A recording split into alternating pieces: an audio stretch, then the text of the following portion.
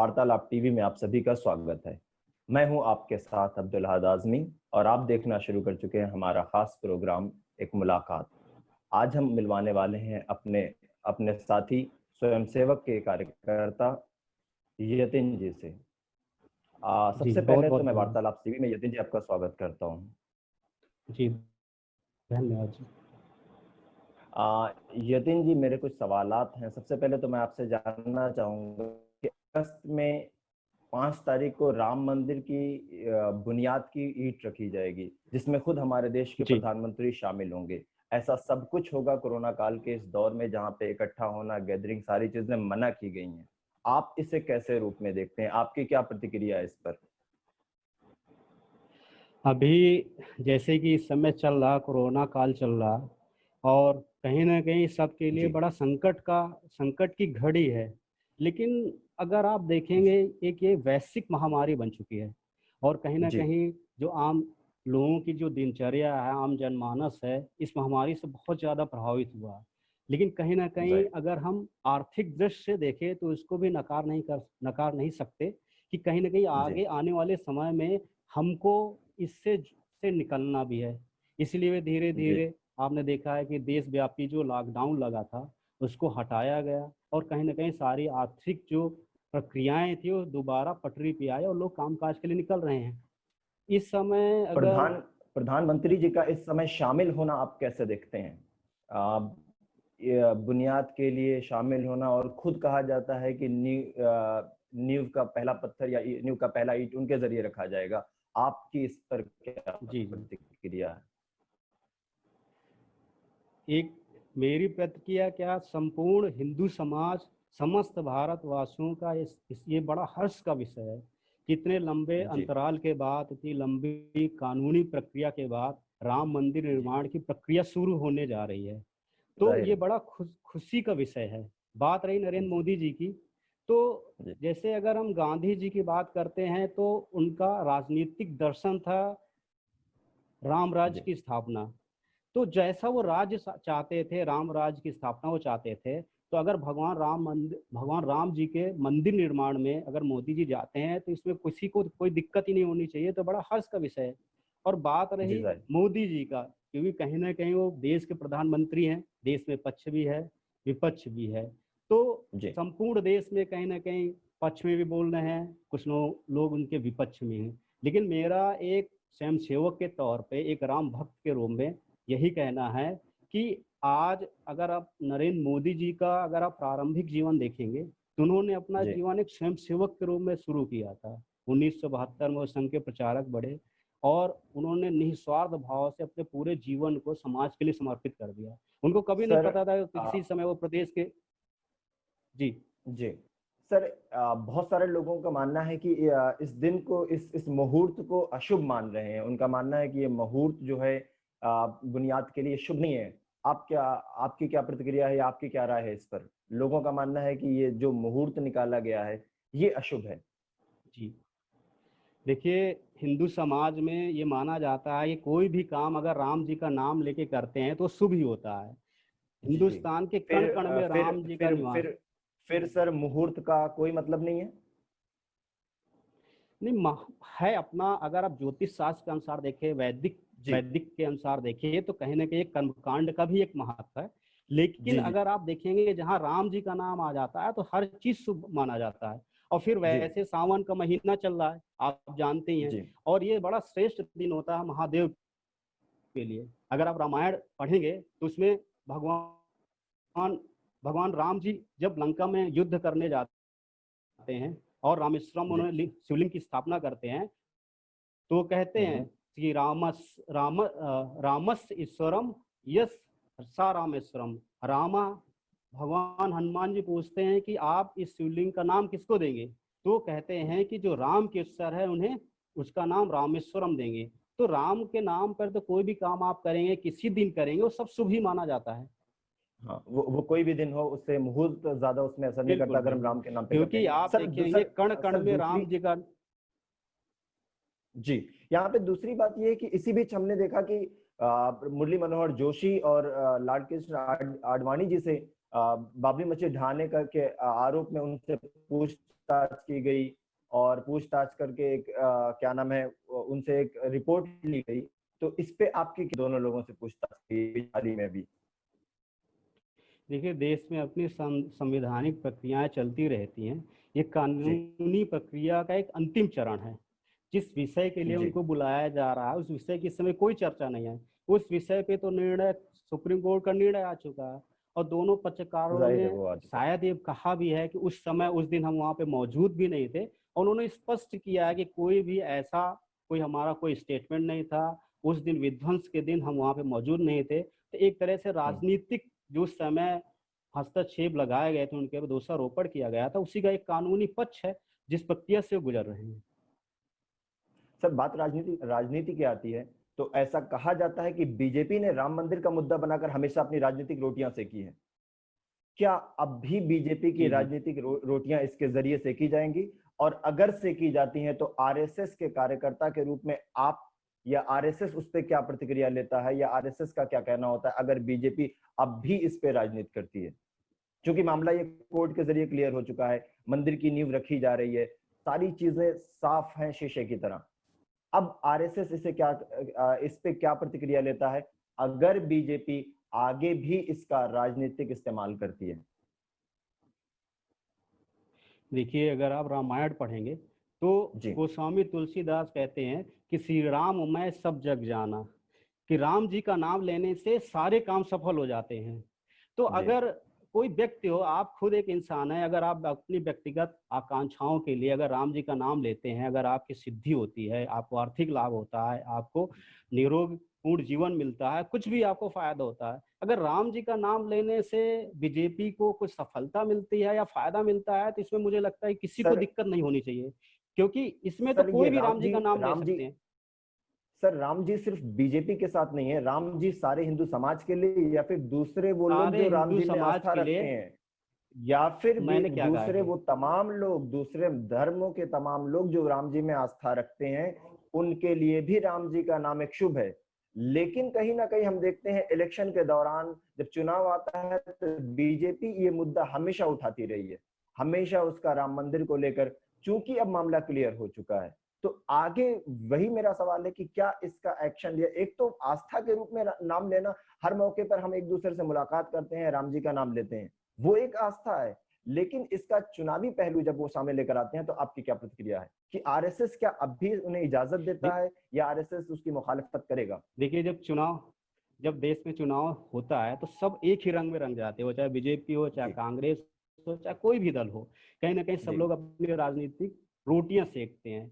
अगर जी। आप एक संघ के स्वयंसेवक के रूप में मेरा विचार सुनेंगे तो मेरा तो यही कहना है कि कभी भी संघ क्या या कोई भी किसी संगठन ने कभी ये नहीं कहा था कि बीजेपी के राम हैं। राम तो हर हिंदुस्तानी के जी वही आराध्य वही हैं। कहना है, इवन दैट मुस्लिम राम। धर्मगुरुओं ने भी कहा था कि इमाम ने जी इमाम हिंद का दर्जा दिया था, सबके ईश्वर हैं।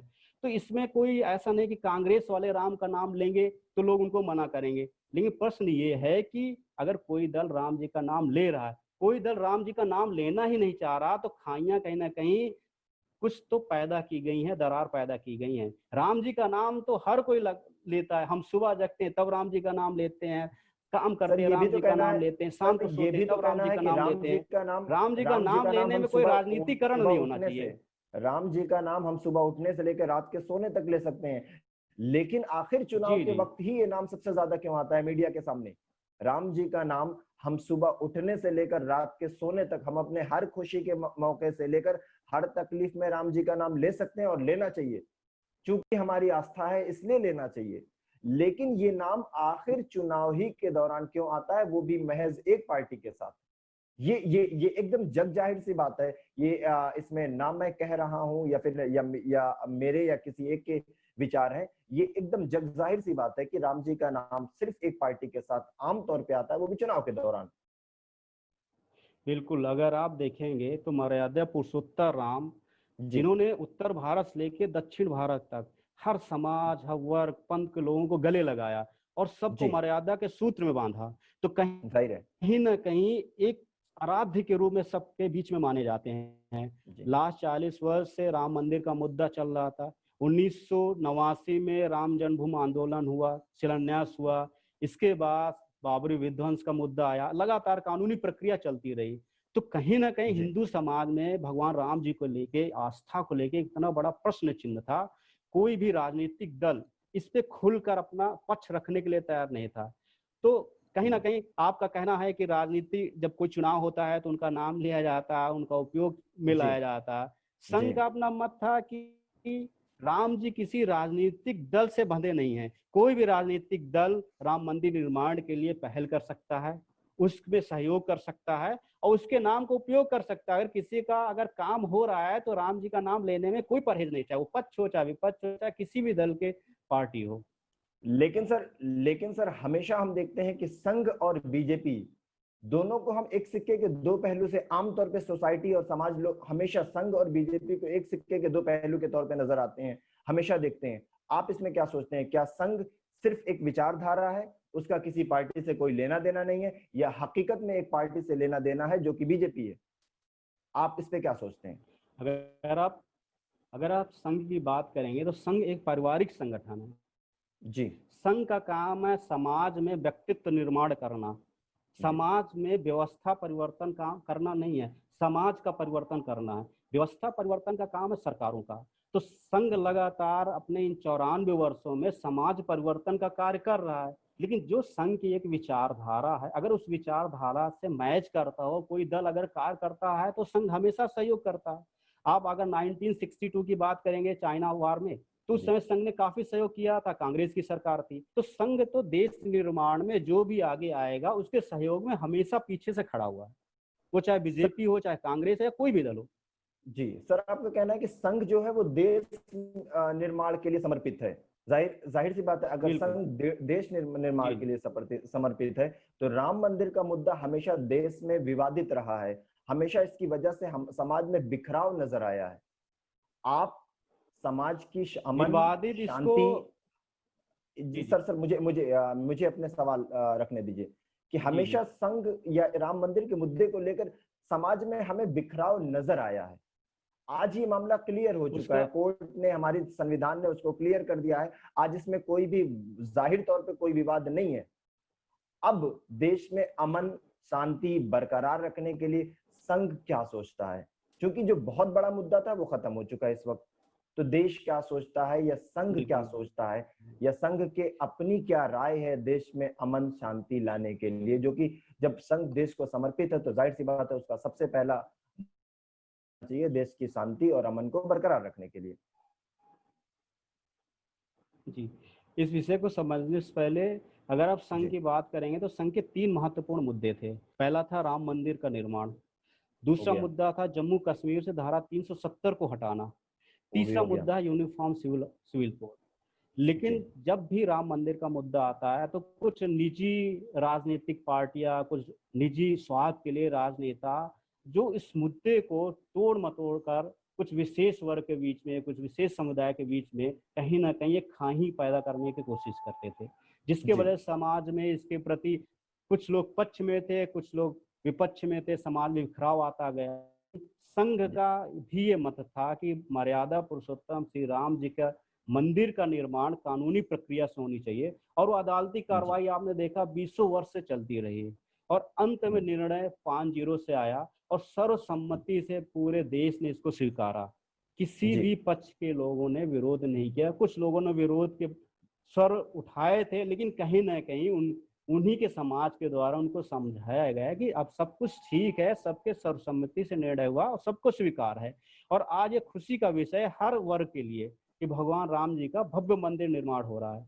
अब बात रही कि इसके बाद क्या, कि राम मंदिर के बाद भी क्या इनका राजनीतिक फायदे के लिए नाम ले, कुछ लोग लेंगे, कुछ लोग नहीं लेंगे, कुछ लोग विरोध करेंगे। तो एक आम स्वयं सेवक के रूप में, एक समाज के एक महत्वपूर्ण, एक दायित्ववान उत्तरदायित्व व्यक्ति के रूप में मेरा यही कहना है कि सारे संविधान से बढ़कर कुछ नहीं है। जाहिर है संविधान का जो निर्णय हुआ है वो सर्वमान्य है।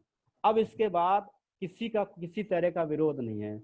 मर्यादा पुरुषोत्तम राम जी का जो भव्य मंदिर निर्माण हो रहा है, बहुत बड़ा मंदिर निर्माण होगा, एक बहुत बड़ा मैसेज होगा। मोदी जी जा रहे हैं कहीं ना कहीं मोदी जी की जो यात्रा एक राजनेता के रूप में शुरू हुई थी, जिस प्रकार से देश की जनता ने उन्हें 2 बार प्रचंड बहुमत से जीत दिया, आज उनकी छवि देश में एक जन नेता के रूप में हुई है। तो निश्चित तौर पर वो कुछ अच्छा मैसेज देंगे कि देश के लोग देश में शांति बनाने के लिए, देश की शांति का बरकरार रखने के लिए संघ के कार्यकर्ता के रूप में आपका अपने लोगों के लिए या देशवासियों के लिए क्या मैसेज होगा? एक आखिरी मैसेज आपका। मेरा मैसेज यही है कि अभी संपूर्ण देश कोरोना जैसी महामारी से गुजर रहा है। एक संघ के स्वयं सेवक के रूप में एक संघ जो संगठन कार्य कर रहा है, समाज के छोटे छोटे तबके तक पहुंचकर जो जरूरतमंद लोगों के लिए सामग्री पहुंचा रहा है। बात रही राम मंदिर का, तो मेरा यही संदेश है कि भगवान राम जी को तो हर कोई मानता है, राम जी को लेकर कोई विवाद संशय नहीं होना चाहिए। और निश्चित है भगवान राम जी का नाम लेने से सारे काम होते हैं, सिद्ध होते हैं। हो सकता है कुछ लोग इस बीच में कुछ लोग विवाद पैदा करें या कुछ ऐसी चीजें हमारे बीच में बनाए जिससे खाई पैदा हो, तो हमें उनकी मंशा को समझना है, उनके राजनीतिक मंशा को समझना है। कुछ लोग राजनीतिक या वोट बैंक राजनीतिक के लिए हमारे बीच में आएंगे, हो सकता है हमें बरगलाएं या कुछ ऐसी बात कहें। तो हम पढ़े लिखे लोग हैं, 21वीं सदी के लोग हैं, हर तरह के तंत्र से हम परिचित हैं। हमें उनकी बात सुनते हुए अपने निजी दिमाग से, निजी ज्ञान से, अपने विवेक का उपयोग करते हुए निर्णय लेना है और कोई ऐसी प्रक्रिया नहीं करना या इतनी ही ज्यादा खुशी नहीं जाहिर करना, ना कोई विरोध जाहिर करना है जिससे हमारे सामने वाले भाई को कुछ दुख हो या उसे पश्चाताप हो या उसे खराब लगे। निश्चित है राम मंदिर का निर्माण हो रहा है, खुशी का विषय है और एक सामान्य प्रक्रिया है। ठीक है सर, आपका बहुमूल्य समय देने के लिए आपका बहुत बहुत शुक्रिया। आप देख रहे थे वार्तालाप टीवी।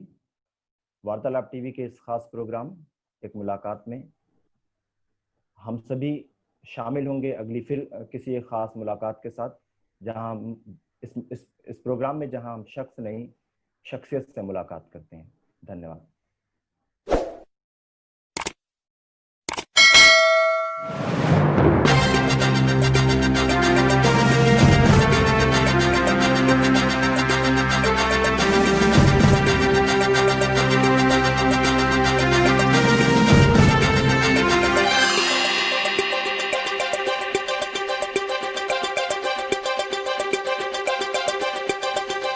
वार्तालाप टीवी, आपका नजरिया, आपकी आवाज।